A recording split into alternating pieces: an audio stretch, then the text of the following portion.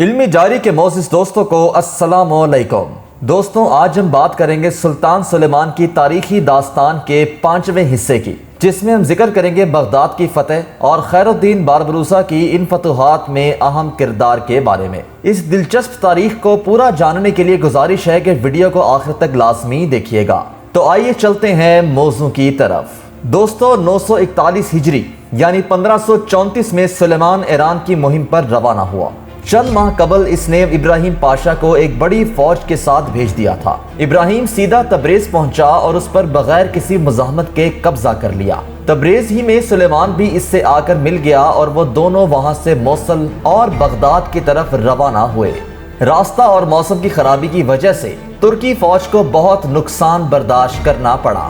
بالآخر سلیمان بغداد پہنچا اور 24 جمادی الاخر یعنی 941 ہجری 31 دسمبر 1534 عیسوی کو وہاں کے حاکم نے شہر اس کے حوالے کر دیا، کیونکہ شاہ طہماسپ نے ترکوں سے مقابلہ کرنے کی زحمت ہی گوارا نہیں کی۔ اس طرح موصل اور بغداد کے دو بڑے صوبے آسانی کے ساتھ سلطنت عثمانیہ میں شامل کر لیے گئے۔ پھر 955 ہجری یعنی 1548 عیسوی، 960 ہجری 1553 اور 961 ہجری یعنی 1554 عیسوی میں بھی سلیمان نے ایران پر حملے کیے اور ایڈان و دان کے مضبوط شہروں کے علاوہ آرمینیا، میساپوٹامیہ کے بعض بڑے علاقے اپنی سلطنت میں شامل کر لیے۔ ایرانیوں نے متفرق طور پر ترکی فوج کا مقابلہ کیا اور ترکوں کو موسم کی سختی اور سامان رسد کی عدم فراہمی کے باعث کافی نقصان پہنچایا، لیکن خود شاہ ایران کی طرف سے کوئی مدافعت نہیں ہوئی اور ترک اپنے مفتوحات پر بدستور قائم رہے۔ ان علاقوں کے علاوہ سلیمان نے اپنی بحری قوت کے زور سے عدن پر بھی مستقل قبضہ کر لیا اور سواحل عرب اور ایران نیز شمالی مغربی ہند پر بھی اس کا اثر قائم ہوا۔ دوستوں، بڑی قوت کے لحاظ سے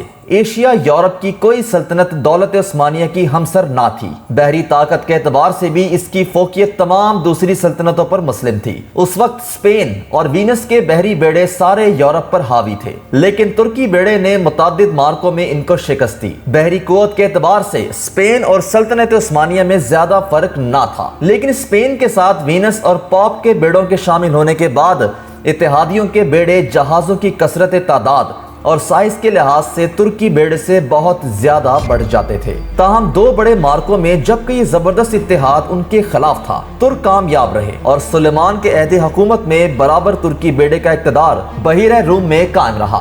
دوستوں، جس کی وجہ سے سلیمان نے الجزائر، اردن اور طرابلس کے صوبے اور بحیرہ اسپین کے متعدد جزیرے جو وینس کے قبضے میں تھے فتح کر کے اپنی سلطنت میں شامل کر لیے۔ دوستوں، آپ کو بتائیں کہ سلیمان کے ابتدائی عہد میں شمالی افریقہ کے مسلمان فرما رواں اس قدر کمزور تھے کہ وہ ساحلی علاقوں کے علاوہ اپنی مملکت کے جنوبی حصوں پر اپنا تسلط قائم نہیں رکھ سکتے تھے، اور خود ساحل کے شہر بھی بحری قزاقوں کی آماج گاہ تھے، جن میں سے بعض ان فرما رواؤں کی اطاعت برائے نام تسلیم کرتے تھے، لیکن اکثر بطور خود بحیرہ روم میں لوٹ مار مچاتے رہتے تھے۔ یہ بحری قزاق 10 اور 20 بحری جہازوں کے بیڑے بنا کر اپنے جری اور نہایت تجربہ کار سرداروں کی قیادت میں مال غنیمت کے لیے بحیرہ روم میں پھرا کرتے تھے اور اسپین، اٹلی اور فرانس اور کبھی کبھی انگلینڈ اور آئرلینڈ کے ساحلوں پر بھی حملے کیا کرتے تھے۔ سلطان سلیم نے بحری قوت پر خاص توجہ کی تھی اور جہازوں کی تعداد اور سائز میں بہت کچھ اضافہ بھی کیا تھا۔ سلیمان نے بھی اس کا خصوصیت کے ساتھ خیال رکھا اور بحری قوت کو پہلے سے بہت زیادہ ترقی دی، لیکن اس کے بحری سردار بے خوفی اور مہارت فن میں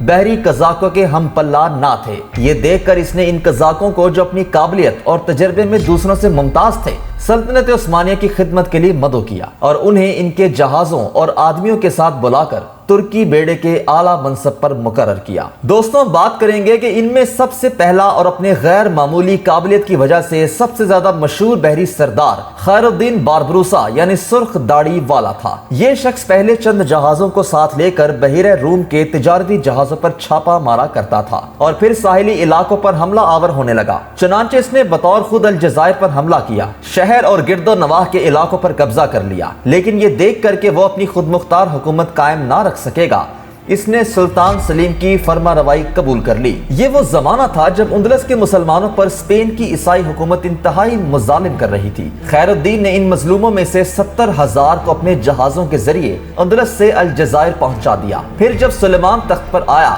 तो उसने खैरुद्दीन को उस्मानी बहरिया का अमीर आजम मुकर्रर किया। चनांचे 941 हिजरी यानी 1534 ईस्वी में इसने शहनशाह चार्ल्स के जबरदस्त बेड़े पर हमला किया और कोरन, पेट्रास और दूसरे साहिली शहरों को, जिन पर चार्ल्स के मशहूर अमीरुल जज़ायर एंड्रिया डोरिया ने कब्जा कर लिया था, वापस लेकर सवाहिल इटली पर हमला आवर हुआ। इसके बाद सुलेमान की तहरीक से इसने तूनस पर कब्जा करके उसे अलजायर की रियासत में शामिल कर लिया। तूनस के हफ्सी सुल्तान हसन ने शहनशाह चार्ल्स से फरियाद की। चार्ल्स खुद 500 जहाजों का बेड़ा और 30,000 फौज लेकर तूनस पर हमला आवर हुआ। खैरुद्दीन को शिकस्त हुई और उसे तूनस छोड़ना पड़ा। चार्ल्स फातिहाना तौर पर शहर में दाखिल हुआ और गोद वहां के बाशिंदों ने स्पेनी हमले के खिलाफ खैरुद्दीन को किसी तरह की मदद ना दी। ताहम चार्ल्स ने अपने सिपाहियों को शहर लूट लेने की इजाजत दे दी। इस वाक़े पर एवर्सले का बयान है कि मुजालिम और गारतगिरी का जो मंजर पेश आया वो नाकाबिले यकीन था। शहर के 30,000 बेकसूर बाशिंदे कत्ल कर दिए गए और 10,000 गुलामों के तौर पर फरोख्त कर दिए गए। मस्जिदें और तमाम खास इमारतें जलाकर बर्बाद कर दी गईं। मस्जिदें गिरजों की शक्ल में तब्दील कर दी गईं। कुतुबखाने बर्बाद कर दिए गए। इतनी किताबें रास्ते में पड़ी हुई थीं कि उनके ढेरों को रौंदते बगैर कोई जामे मस्जिद तक पहुंच नहीं सकता था। लोगों को जबरन ईसाई बनाया गया। मुसलमानों की जायदादें और मकानात छीन कर ईसाइयों को दिए जाने लगे। बहरहाल इस तमाम कत्लो गारतगिरी का नतीजा ये हुआ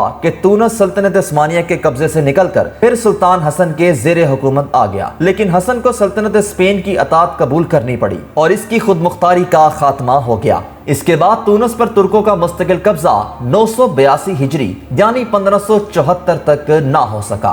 दोस्तों, आज के तारीखी सिलसिले को यहीं खत्म करते हैं। अगले हिस्से में हम बात करेंगे सुल्तान सुलेमान की फ्रांस की फतेह, जज़ायरुल अलजबीन पर कब्जा और चार्ल्स से जंग के सिलसिले के बारे में, और आपको ये भी बताएंगे कि मशहूर बहरी कज़ाक खैरुद्दीन बारबरूसा की वफात कैसे हुई। उम्मीद है कि आज की वीडियो आपको बेहद पसंद आई होगी। अगली वीडियो के साथ इंशाल्लाह जल्द हाजिर होंगे। तब तक के लिए अपना ख्याल रखिएगा। अल्लाह हाफिज।